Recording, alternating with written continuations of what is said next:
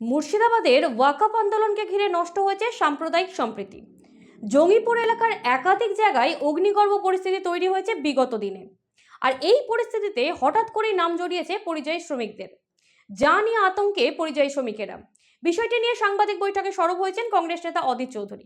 দেখুন, এমন কি কোনো তথ্য প্রমাণ আছে যেখান থেকে তৃণমূলের কোনো নেতা বলতে পারে এবং সেটা সংবাদ মাধ্যমে বলতে পারে যে পরিযায়ী শ্রমিকরা সে গন্ডগোল পাকিয়েছে?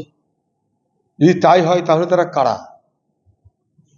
এইভাবে হঠাৎ করে পরিযায়ী শ্রমিকদের উপরে এই গন্ডগোলের অভিযোগ চাপিয়ে দেওয়া এটা অমানবিক বলে মনে করি আমি।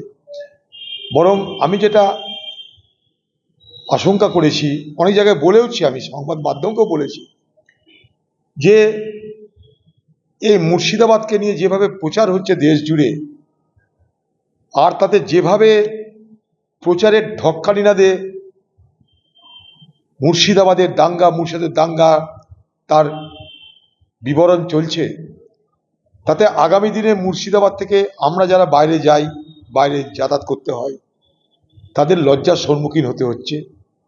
এবং এখান থেকে হাজার হাজারে লাখে লাখে মানুষ যারা বাইরে কাজ করতে যায়, তারা হিন্দুও যায়, মুসলমানও যায়, তাদের জন্য আগামী দিনে কিন্তু সেই সমস্ত এলাকায় মানুষ অনেক প্রশ্ন করতে থাকবে, তাদের যেন কোনো অসুবিধা না হয়।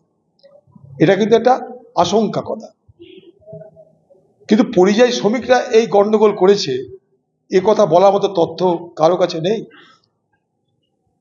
তাই পরিযায়ী শ্রমিকদের নিয়ে দড়িটানাটানি বন্ধ করুন। বিয়ে ও উৎসবের বাজার সুনিতা ছাড়া ভাবাই যায় না।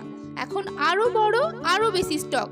আমাদের বহরমপুর শোরুম এখন প্রতিদিন খোলা। ঘটনার পর ভিন রাজ্য থেকে কি প্রতিক্রিয়া দিচ্ছেন পরিযায়ী শ্রমিকেরা, কি বলছেন পরিযায়ী শ্রমিক সংগঠনের নেতৃত্ব, শোনাবো আপনাদের। আমি একজন পরিযায়ী শ্রমিক, মুম্বাইয়ে কাজ করি।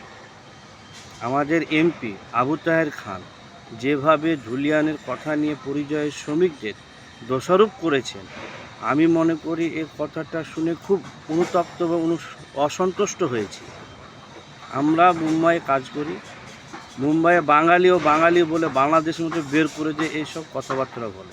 হ্যাঁ, আমরাও দেখলাম একটা টিভি চ্যানেলে উনি সাক্ষাৎকার দিতে গিয়ে বললেন যে পরিযায়ী শ্রমিকের একাংশ নাকি এই তাণ্ডবের সঙ্গে কারো দ্বারা পরিচালিত হয়ে উস্কানিমূলক কথাবার্তার সঙ্গে জড়িত।